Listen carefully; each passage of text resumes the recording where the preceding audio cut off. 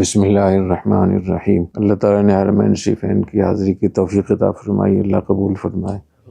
آپ سب حضرات کو بھی بہت مبارک ہو، اور اللہ تعالیٰ بار بار مقبول حاضری نصیب فرمائے۔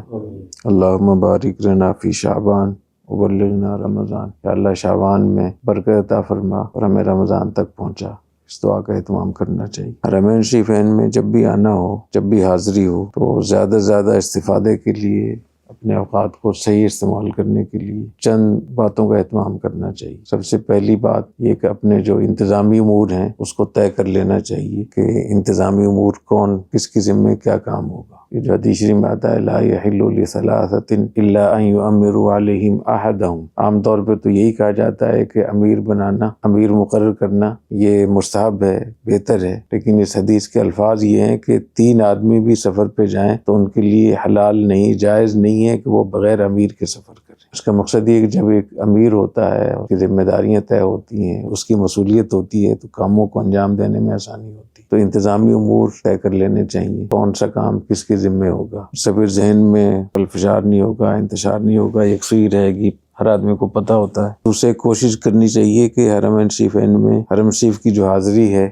وہ اجتماعی طور پر، اس کا بہت تجربہ ہوا ہے کہ اکیلا آدمی جب ہوتا ہے تو وہ برکت نہیں ہوتی جو اجتماعی طور پہ ہوتی ہے۔ ویسے بھی الجماعت رحمہ، الجماعت برکہ، کہ جماعت رحمت ہے، جماعت برکت ہے۔ ید اللہ علی الجماعہ، جماعت پر اللہ تعالیٰ کا ہاتھ ہوتا ہے۔ اور یہ جو سفر میں بھی کہا گیا ہے کہ اکیلا آدمی سفر نہ کریں، 2 آدمی اکیلے سفر نہ کریں، ان کے ساتھ 3 آدمی ہونے چاہیے۔ اس کا مقصد بھی یہی ہے کہ جب آدمی سفر میں جاتا ہے تو بہت ساری اس کو مشکلات پیدا ہو سکتی ہیں، تو اس کو ضرورت ہوگی مدد کرنے کی، مدد لینے کی، مدد دینے کی۔ حرم شریف میں تو رش اتنا زیادہ ہوتا ہے، اگر یہاں اجتماعی طور پر آنا جانا ہو تو اس میں آسانی بہت ہوتی ہے۔ ایک بہت بڑا فائدہ اجتماعی طور پہ حرم شریف میں آنے کا یہ ہے کہ ہر وقت انسان کو خشوع و خضوع نہیں ہوتا۔ تو جب اجتماع ہوتا ہے، جماعت ہوتی ہے، تو کسی نہ کسی کے دل ضرور متوجہ ہوتا ہے۔ اس کی برکت سے اللہ تعالیٰ دوسرے لوگوں کو بھی قبولیت عطا فرماتے ہیں، ان کے دلوں، دوسروں کے دلوں میں بھی خشوع و خضوع ہو جاتا ہے۔ حضرت حسن بصری رحمہ اللہ تعالیٰ فرماتے ہیں کہ جب کوئی آدمی اللہ کے خوف سے یا اللہ کی محبت میں رو رہا ہوتا ہے، اس کا دل نرم ہوتا ہے اور آنسو بہ رہے ہوتے ہیں، تو اس کے قریب میں 20,000 لوگ بھی اگر ہوں تو ان کے لیے مغفرت لکھی جاتی ہے۔ تو صحبت کی اتنی برکت ہوتی ہے۔ تو اجتماعی طور پہ جانے کا یہ فائدہ ہوتا ہے کہ جہاں کوئی مشکل پیش آئی، کوئی جگہ کی ضرورت ہے، مدد کی ضرورت ہے، تو ایک دوسرے کے ساتھ معاونت کرنا، ایک دوسرے کی مدد کرنا، مشکل کو حل کرنا، کتنی ساری باتیں اکٹھی ہو جاتی ہیں۔ ایک بہت بڑا فائدہ یہ بھی ہے کہ جب اجتماعی طور پہ لوگ جاتے ہیں تو ایک دوسرے کے لیے دعاؤں کا اہتمام ہو جاتا ہے۔ جب کوئی سامنے نہیں ہوتا تو یاد آنا مشکل ہوتا ہے، جب اکٹھے جا رہے ہوتے ہیں تو ایک دوسرے کے لیے دعاؤں کا اہتمام ہوتا ہے۔ اور تجربہ کر کے دیکھ لی، جب دعائیں ہو جاتی ہیں، ساتھ میں نہ ہو کوئی تو پھر دعائیں نہیں ہوتی۔ وہ حرمین شریفین کی دعائیں، اس کی بہت زیادہ اہمیت ہے۔ اسی طریقے سے حرم شریف میں آتے جاتے وقت بھی اور جگہ کے لیے بہت مسائل ہوتے ہیں۔ جب اجتماعی طور پہ لوگ جاتے ہیں تو وہاں جب زیادہ لوگ ہوتے ہیں تو زیادہ جگہ ہونے کی وجہ سے آسانی ہو جاتی ہے، بیٹھنے میں، نماز پڑھنے میں، عبادت کرنے میں۔ دیگر بہت سارے جو ممالک ہیں وہاں کے حاجی منظم ہوتے ہیں کافی۔ ہمارے پاکستان کے حاجی جو ہے اس والے سے بڑی ان میں ایک کمی ہے کہ وہ منظم نہیں ہوتے۔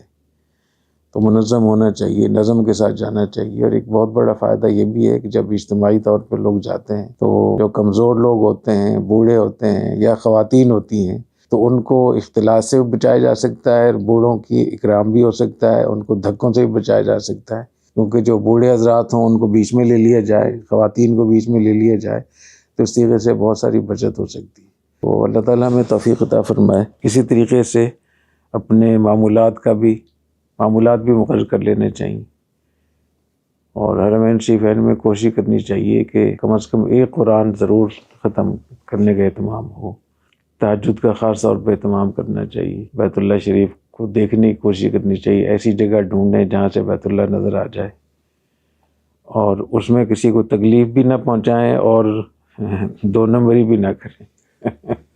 بعض لوگ ان کا عمرہ ہو چکا ہوتا ہے، احرام کھل چکا ہوتا ہے، اور پھر کپڑے پہن کے چلے جاتے ہیں، تو یہ درست نہیں ہے، کیونکہ یہ ان کے اصول کے بھی خلاف ہے اور ویسے بھی نامناسب ہے۔ البتہ میں بار بار کہتا رہتا ہوں کہ اپنے احرام کو لمبا کر سکتے ہیں۔ جب آپ یہاں پہنچے ہیں تو فوراً طواف کرنا ضروری نہیں ہے، اس کو مؤخر کر سکتے ہیں، بہتر ہے کہ جلدی کریں، اور جب آپ نے طواف کر لیا تو فوری طور پہ صحیح کرنا بھی ضروری نہیں، اگر آپ نے صحیح کر لی تو فوری طور پہ بال مڈانا بھی ضروری نہیں ہے، تو یہ تو ایک جائز طریقہ ہے۔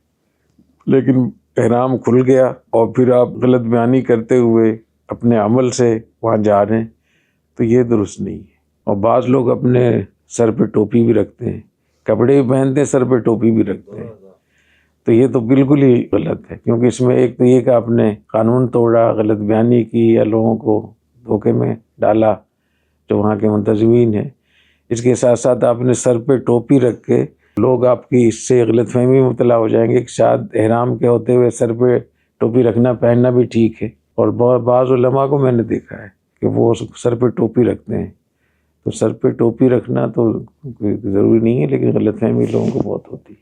اسی طریقے سے جن لوگوں نے دعاؤں کے لیے کہا ہوتا ہے تو ان کا خاص طور پہ ان کے لیے دعاؤں کا اہتمام کرنا چاہیے۔ وہ جب کوئی دعا کے لیے کہتا ہے تو ہم ان سے وعدہ کر لیتے ہیں، جب آپ نے وعدہ کر لیا اس کو پورا کریں۔ پھر اس میں فائدہ کتنا ہے کہ جب آپ ان کے لیے دعا کریں گے تو فرشتہ آپ کے لیے وہی دعا کرے گا۔ اپنی دعا میں تو پھر بھی کوئی مسئلہ ہو سکتا ہے، لیکن حدیث شریف میں آتا ہے کہ دوسرے کے لیے دعا تو جب آدمی کرتا ہے تو یہ سب سے جلدی قبول ہونے والی دعا ہوتی ہے۔ اسرع وہذا اسرع اجابہ، اور دوسرے کے فرشتے جب دعا مانگے گا تو فرشتے کی دعا تو ضرور قبول ہوگی، تو دوسروں کے لیے دعاؤں کا اہتمام بھی کرنا چاہیے۔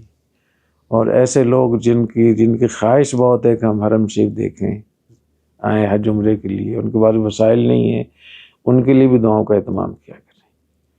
اگر ملتزم پہ جانے کا موقع ملے تو ان لوگوں کے لیے بھی دعاؤں کا اہتمام کر لیا کریں کہ اللہ آپ کے کتنے لاکھوں کروڑوں بندے ایسے ہیں جو آنا چاہتے ہیں لیکن ان کے پاس وسائل نہیں ہیں، یا اللہ ہم ان کے لیے دعا کرتے ہیں، ان کی طرف سے دعا کرتے ہیں، یا اللہ سب کو توفیق عطا فرما۔ سبحانک اللہم و بحمدک، اشہد ان لا الہ الا انت، استغفرک و اتوب الیک۔